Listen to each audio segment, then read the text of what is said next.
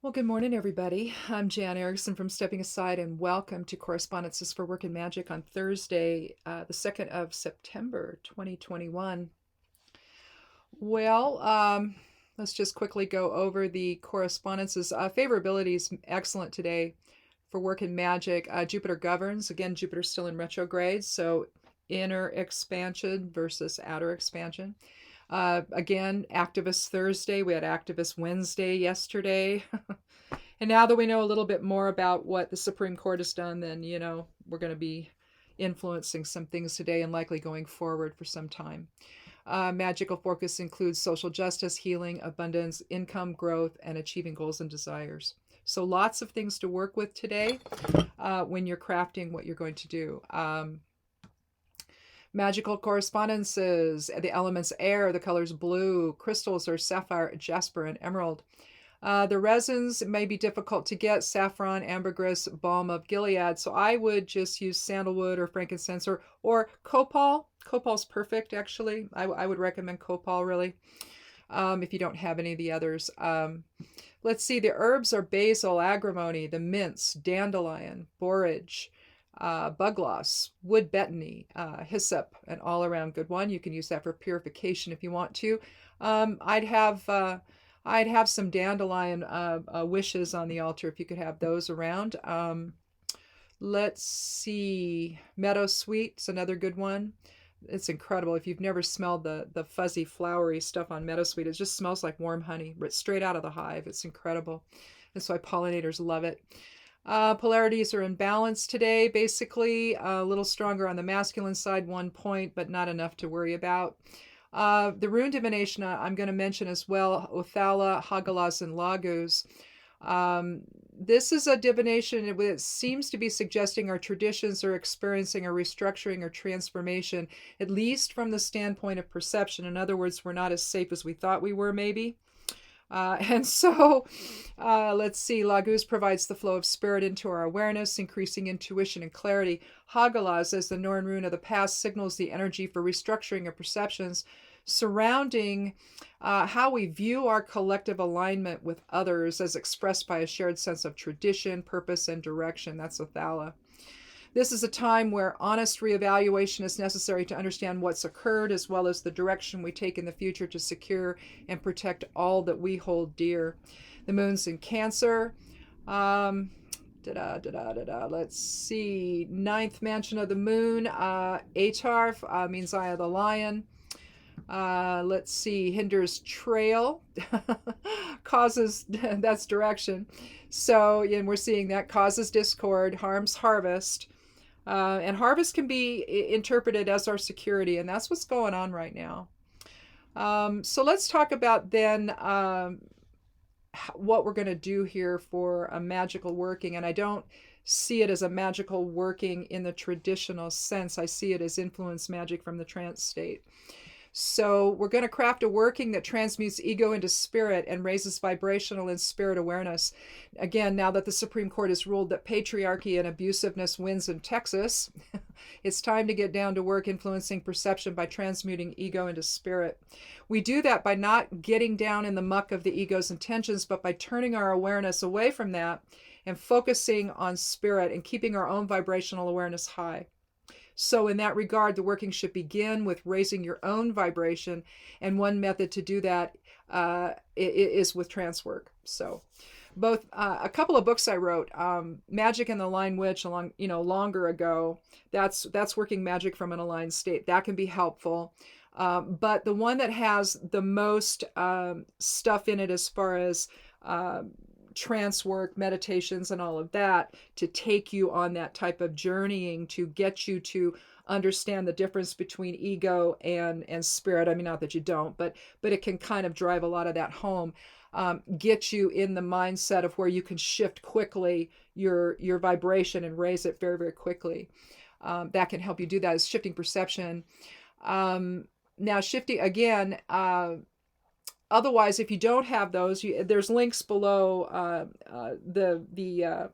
In fact, I'll put those links below. In fact, I think I have them in the links below the video already. And then it's also going to be on the Patreon post that has all of this in it. It'll also be linked over on the Medium post as well.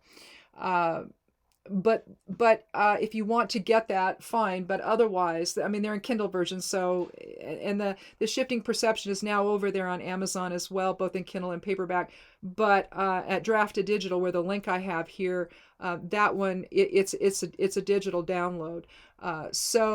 So wherever you choose to buy it at, if it's at Barnes and Noble or Apple or whatever you're going to buy it in.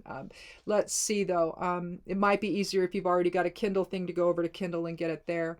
And I think under the video I have both links, and so to both Draft to Digital stuff, the books to read, and then because that's the multiple one, and then the other one is just Amazon and Kindle. But anyway, it's a quick download to look at some of that stuff if you need that. Otherwise, just move your awareness away from judgment and anger, which rely on the ego's perception for its power, and cast your intention to raise your own awareness to the collective aspect of spirit so that all benefit from that choice. In other words, you're going to be working again in the astral realm when you do all of this. So realistically, observation instead of judgment is necessary, remembering that we all choose the form we take and the overall theme we express here in physical form. Clearly, choices reflecting a service to self-experience are overshadowing a more service to others mindset, and magic's work going forward can influence an understanding of that harmful effect on humanity at large that a more service to self approach or mindset will then do. All you have to do is look at the former president, if that's what you want to call him. That's what you have. All you have to do is look there, and you can see a perfect example of service to self on steroids, right? So it basically. Let's see, where was I at? In other words, as one experience that illustrates benevolence happens, say bringing everybody, increasing what was it? There was some food stamps for parents so that kids could be brought out of poverty, or whatever they did, something that elevates society, something that helps people. Doing something like that versus it's like you've got that, and then all of a sudden you've got more that want to bring a more destructive outcome, like what the Supreme Court did, or there's just so many. It's like, which one do I choose from? So I'll just do it generally. You had that. You had the governors that don't want mask protections, that don't want to encourage people to get the vaccination because they want you to take the monoclonal antibodies, the therapeutics out there that really are hard to get, right? Because they're so expensive.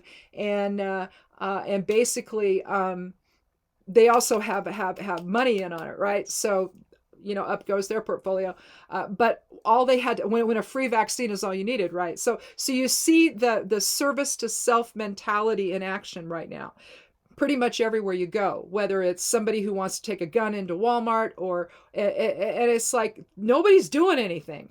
But now this individual doing that has ratcheted up the anxiety level, right? And who knows what's going to happen. So you see the difference between benevolence versus a personal agenda that never seems to serve anyone at all, and probably not really in the long run the person who's doing it, right? So once you see the difference, you realize, I think, that the only way to truly manifest change is to help others ascend, in a way, to a higher awareness of who they are. And from there, then maybe some better decisions can be worked out. But ideally, some of this, the service to self nonsense right now, as irritating as it is and destructive as it is, it's really showing us what we don't want to do. It's showing us the other side of compassion. And we don't have to engage in it to understand it. We can just look at it and go, oh yeah, I don't want to do that, right? And so I think sometimes the only way that you can truly influence change is on the soul level. And the way to do that is to go into trance work and get into the astral realm. Figure out your own way to how to do that, or you can look at the way I'm suggesting how to do it, the different, ways you can do that, the different ways to see this, how it impacts you, and all of that, and how moving your awareness higher can raise your vibratory state to one that allows you to look more dispassionately at what's going on, and then you can do your influence working from that, at least from that standpoint or that state of awareness. So it's a little bit different way to do this, but it's one that I actually like to do quite a bit. Use the correspondences mentioned below on the post to enhance your workings, as well as today's rune divination to illustrate all that's at stake. And that was again Othala, which is, you know, our it's not a negative rune. It's the last rune of the Elder Futhark, and it incorporates Ingus and Kenaz, and or not Kenaz, well Kenaz, because Kenaz is incorporated with Gebo, and so you have the shared tradition, the shared legacy, the shared path forward, and all that we hold dear collectively. So, and I realize that's going to look different for service to self-oriented people versus service to others. I get that. But from the standpoint of our collective aspect together in spirit, we're one.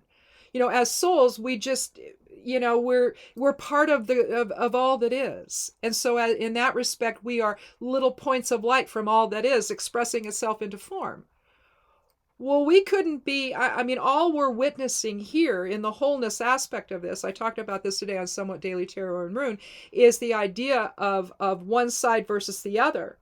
But essentially you're looking at the other side of self.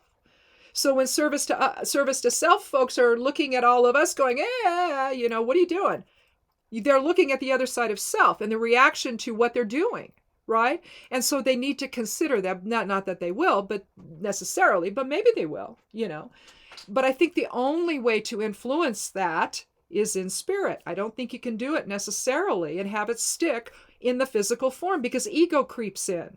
So you've got to transmute ego into spirit, you know, and work from that level. So anyhow, something to think about anyway, and to try if you'd like to do that.